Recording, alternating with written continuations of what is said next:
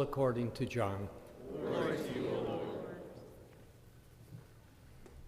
Before the feast of Passover, Jesus knew that his hour had come to pass from this world to the Father. He loved his own in the world, and he loved them to the end. The devil had already induced Judas, son of Simon the Iscariot, to hand him over.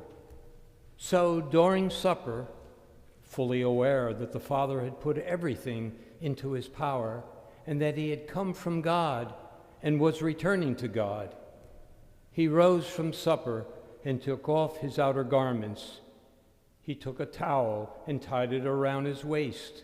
Then he poured water into a basin and began to wash the disciples' feet and dry them with the towel around his waist. He came to Simon Peter, who said to him, "Master, are you going to wash my feet?" Jesus answered and said to him, "What I am doing you do not understand now, but you will understand later." Peter said to him, "You will never wash my feet." Jesus answered him, "Unless I wash you, you will have no inheritance with me." Simon Peter said to him, "Master, then not only my feet, but my hands and head as well." Jesus said to him, "Whoever has bathed has no need except to have his feet washed, for he is clean all over. So you are clean, but not all." For he knew who would betray him.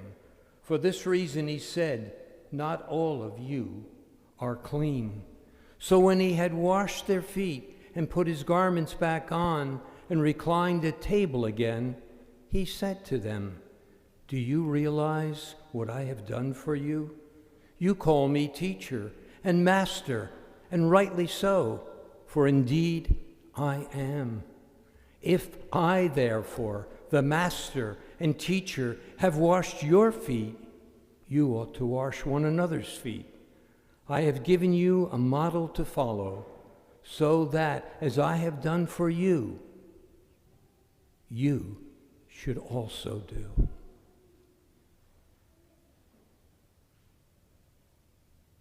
The Gospel of the Lord. Praise to you, Lord Jesus Christ, King of endless glory.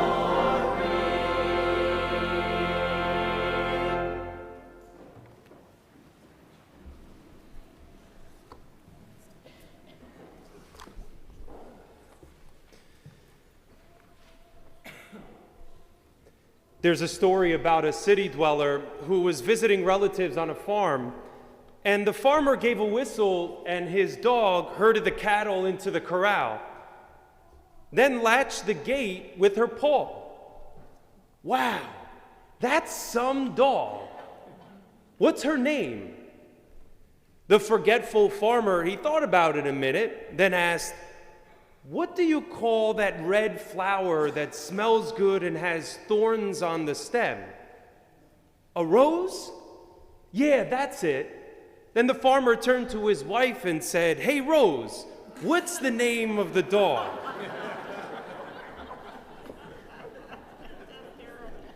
You know, memory can be a tricky thing.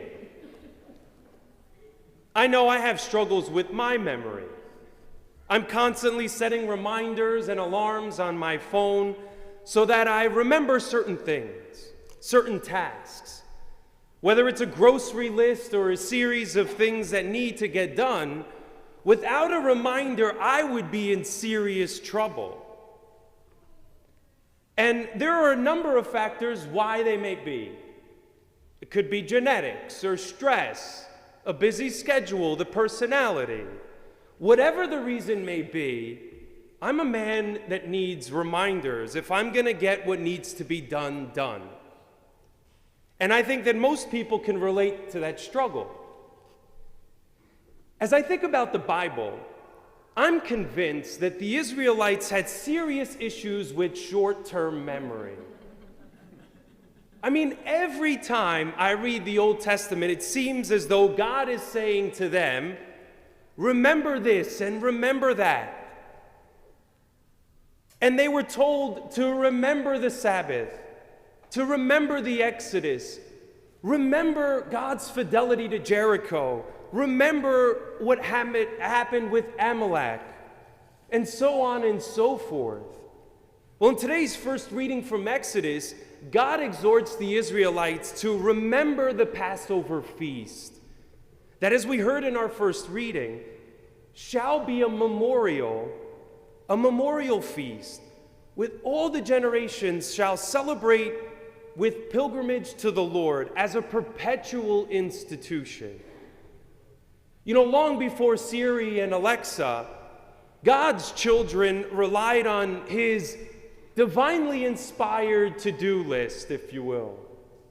The proverbial string was constantly being tied around the Jewish people's fingers to help them to remember.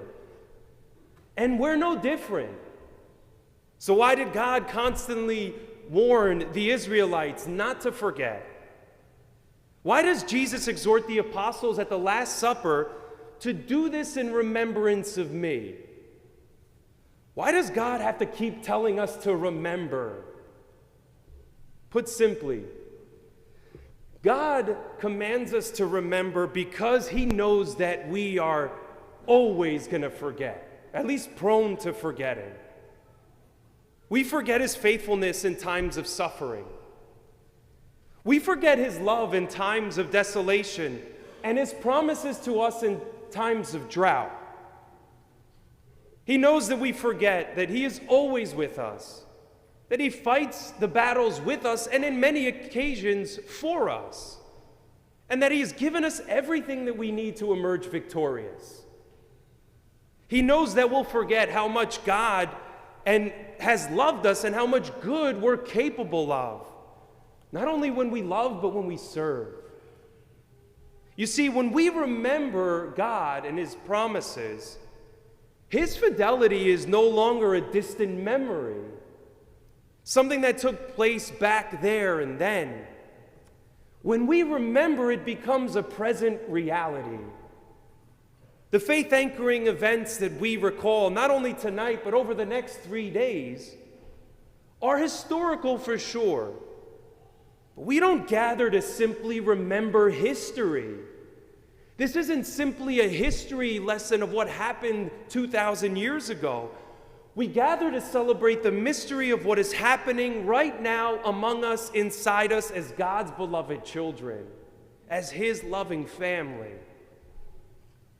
Through the stories told in the scriptures, our common bond and the love we have for one another as brothers and sisters in Christ, and in our partaking of the Eucharist, all of that serves to remind us how much we're loved by God and what we're called to do by God.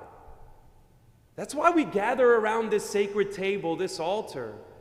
That's why we share this sacred meal and hear the words from so long ago. Here in this place, and there on that altar, we don't nostalgically reenact historical events of the Last Supper. We don't play pretend. We faithfully represent that faithful night as the sun set over Jerusalem when God ensured Christ's real, substantial, and enduring presence among us in the sacrament of the Eucharist.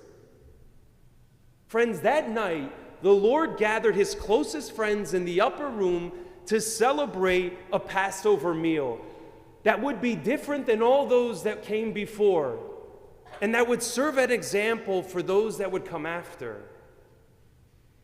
As he approached his final hours, Christ's words would breathe new meaning and usher in a new covenant, a new bond between God and his people, an eternal bond that wipes away sins and provides God's people with the grace to become more like him.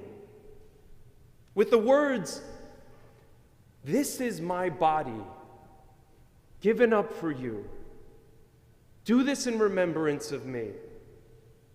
This is the cup of the new covenant, my blood, shed for you. Do this as often as you drink it in remembrance of me." With these words, we're given an invitation to a new intimacy with God, the likes of which the world had never known and could ever top. Friends, it was on this special night in the upper room that Jesus gave us himself as true food in the Eucharist, not a symbol, but his body and blood in the bread and wine. And then he went on his knees before his friends, and he did the work of a humble servant to give us an example of what loving service looks like. To forget this is to forget not only who we are, but more importantly, who God is for us. And so, God asks us to remember. That's why we're here. And if we see this night in that light, then we'll see what made this particular Thursday so very holy.